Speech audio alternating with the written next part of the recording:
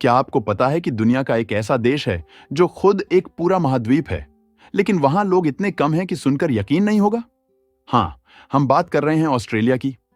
वो देश जो छोटा दिखता है, पर अपने अंदर ऐसे राज छुपाए बैठा है जो इसकी ताकत और कमजोरी दोनों को बयान करते हैं। दुनिया के सभी महाद्वीपों में ऑस्ट्रेलिया भले ही सबसे छोटा हो, लेकिन ये एकमात्र ऐसा महाद्वीप है जिस पर सिर्फ एक ही देश का पूरा नियंत्रण है। ज्यादातर लोग जानते हैं कि ऑस्ट्रेलिया बहुत बड़ा है, लेकिन बहुत कम लोग समझते हैं कि इसकी ज्यादातर जमीन खाली पड़ी है और लोग अब कुछ ही इलाकों में सिमटते जा रहे हैं। इतना बड़ा देश, पर सच्चाई ये है कि लाखों वर्ग किलोमीटर में बस सन्नाटा है और पूरी जिंदगी अब कुछ शहरों में सीमित हो चुकी है। यानी भारत के मुंबई या दिल्ली जैसे एक बड़े महानगर में जितने लोग रहते हैं, उतने ही लोग पूरे ऑस्ट्रेलिया में फैले हुए हैं। मतलब सिर्फ भारत का उत्तर प्रदेश राज्य अकेले ही ऑस्ट्रेलिया की पूरी आबादी से लगभग 9 गुना ज्यादा लोगों का घर है। अगर यूरोप से तुलना करें तो सिर्फ इंग्लैंड की आबादी ही ऑस्ट्रेलिया से 2 गुना है। अक्टूबर 2025 के अनुमान के अनुसार ऑस्ट्रेलिया की आबादी करीब 2.6 करोड़ है। एक पूरे महाद्वीप के लिए यह संख्या हैरान कर देने वाली है। यहाँ के लोग उच्च जीवन स्तर का आनंद लेते हैं। शिक्षा, स्वास्थ्य और सुरक्षा की सुविधाएं बेहद बेहतर हैं। सरकार स्थिर है और अर्थव्यवस्था मजबूत। सुनने में सब कुछ सही लगता है, लेकिन इसके बावजूद देश के अंदर एक अनदेखी समस्या धीरे धीरे गहराती जा रही है। ऑस्ट्रेलिया की वास्तविक तस्वीर यह है कि यहाँ लोग अब कुछ ही इलाकों तक सीमित हो गए हैं। पूरे महाद्वीप की करीब 2/3 आबादी सिर्फ 5 बड़े शहरों सिडनी, मेलबर्न, ब्रिस्बेन, पर्थ और एडिलेड में सिमट गई है। 90% लोग सिर्फ 2.2% जमीन पर रहते हैं। मतलब पूरे देश की जिंदगी कुछ शहरी पॉकेट्स तक रुक गई है, जबकि अंदरूनी इलाके लगभग खाली पड़ गए हैं। कुल मिलाकर 85% ऑस्ट्रेलियाई समुद्र तट से 50 किलोमीटर के भीतर बसते हैं और आउटबैक के नाम से जाने जाने वाले भीतरूनी इलाके लगभग वीरान हैं। तो सवाल उठता है, इतना बड़ा देश, इतनी कम आबादी क्यों? जवाब है इसका भूगोल और मौसम। ऑस्ट्रेलिया का ज्यादातर हिस्सा रेगिस्तानी और सूखा है।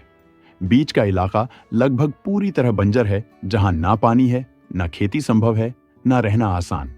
कई इलाकों में साल भर में 100 मिलीमीटर से भी कम बारिश होती है।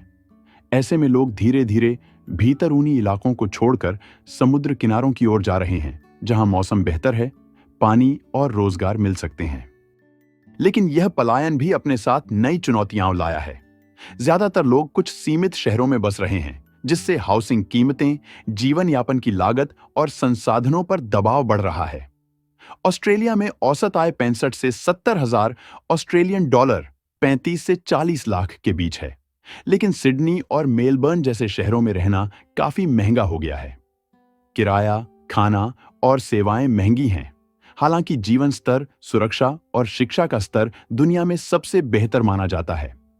ऑस्ट्रेलिया की सरकार ने हाल ही में एक नई रीजनल माइग्रेशन पॉलिसी शुरू की है, जिसके तहत स्किल्ड वर्कर्स को मेलबर्न और सिडनी की बजाय एडलेड, पर्थ और टैस्मेनिया जैसे इलाकों में बसने के लिए इंसेंटिव्स दिए जा रहे हैं।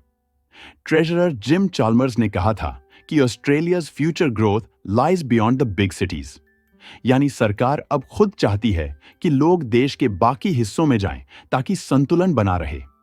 लेकिन दूसरी तरफ देश की जनसंख्या वृद्धि धीमी हो रही है। बर्थ रेट 2025 में 1.6 तक गिर गया है, जो पिछले 30 साल का सबसे कम स्तर है। इससे न सिर्फ वर्कफोर्स पर असर पड़ रहा है, बल्कि देश की अर्थव्यवस्था पर भी दबाव बढ़ रहा है। रिजर्व बैंक ऑफ ऑस्ट्रेलिया की हाल की रिपोर्ट में कहा गया है कि अगर स्किल्ड माइग्रेशन नहीं बढ़ाई गई तो आने वाले 10 सालों में ग्रोथ रेट 1% तक गिर सकता है। यही वजह है कि सरकार अब भारत, फिलीपींस और वियतनाम जैसे देशों से प्रोफेशनल्स को बुला रही है, खासकर हेल्थ केयर, माइनिंग और कंस्ट्रक्शन सेक्टर्स में। दिलचस्प बात यह है कि न्यूजीलैंड की तरह यहां भी एक पलायन ट्रेंड दिख रहा है। लेकिन फर्क यह है कि ऑस्ट्रेलिया से लोग बाहर नहीं, बल्कि एक शहर से दूसरे शहर जा रहे हैं। 2024 के डेटा के अनुसार सिडनी से हर साल करीब 50,000 लोग अन्य राज्यों में जा रहे हैं, जिनमें से ज्यादातर क्वींसलैंड और वेस्टर्न ऑस्ट्रेलिया की तरफ रुख कर रहे हैं। इसका कारण है बेहतर हाउसिंग, कम टैक्स और वर्क लाइफ बैलेंस। पर दूसरी तरफ कुछ लोग इस पलायन को खतरे के रूप में भी देख रहे हैं।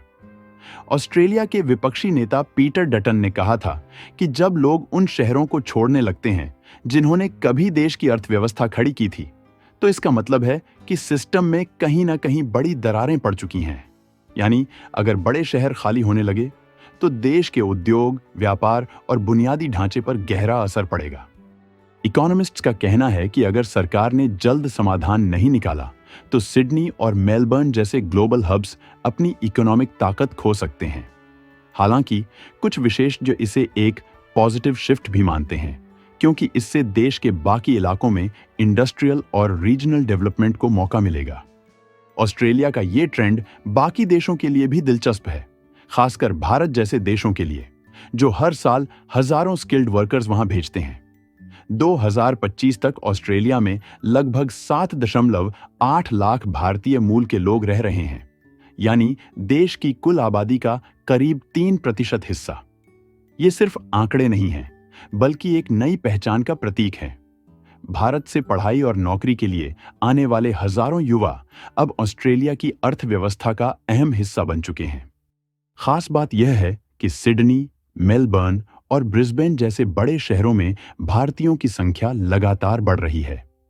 इनमें से कई लोग आईटी, इंजीनियरिंग, हेल्थ केयर और एजुकेशन जैसे सेक्टर्स में काम कर रहे हैं। भारत से आने वाले छात्रों की संख्या भी पिछले कुछ वर्षों में रिकॉर्ड स्तर पर पहुंच चुकी है। राजनीतिक स्तर पर ऑस्ट्रेलियाई नेताओं ने भी इस ट्रेंड को एक अवसर के रूप में देखा है। प्रधानमंत्री एंथनी अल्बानीज ने कई बार कहा है कि भारत जैसे देशों के साथ मजबूत शैक्षणिक और तकनीकी साझेदारी ऑस्ट्रेलिया के भविष्य के लिए बेहद जरूरी है। वहीं विपक्षी नेता पीटर डटन का मानना है कि विदेशी कामगारों और छात्रों के जरिए देश की श्रम शक्ति को संतुलित किया जा सकता है, बशर्ते सरकार इनके लिए दीर्घकालिक योजनाएं बनाए। सरकार की नई नीतियां भी इसी दिशा में हैं। स्किल्ड वर्कर्स और स्टूडेंट्स को आकर्षित करने के लिए परमानेंट रेजिडेंसी के रास्ते को और आसान बनाया जा रहा है।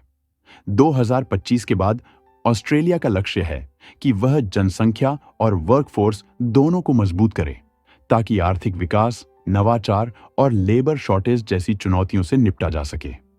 भारत के लिए यह एक बड़ा अवसर है, क्योंकि जो भारतीय युवा बेहतर शिक्षा और जीवन की तलाश में विदेश जाते हैं, वे अब सिर्फ काम करने नहीं, बल्कि ऑस्ट्रेलिया के विकास की कहानी का हिस्सा बनने जा रहे हैं। भारतीय समुदाय अब सिर्फ प्रवासी नहीं रहा, बल्कि ऑस्ट्रेलिया की नई आर्थिक और सांस्कृतिक पहचान का महत्वपूर्ण हिस्सा बन चुका है।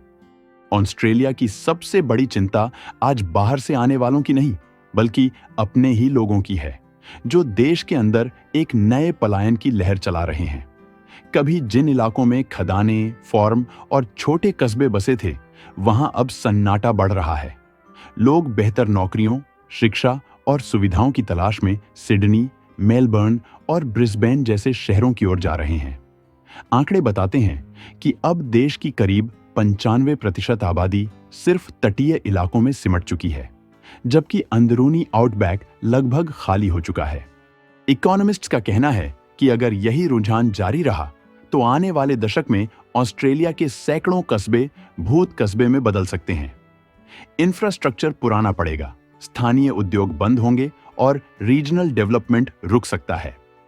ऑस्ट्रेलिया के पास संसाधन है, ताकत है और अवसर भी, मगर देश के दिल में पसरा यह खालीपन आने वाले वर्षों में उसकी सबसे बड़ी चुनौती बन सकता है, क्योंकि किसी भी राष्ट्र की असली ताकत उसकी जमीन में नहीं, बल्कि वहां रहने वाले लोगों में होती है।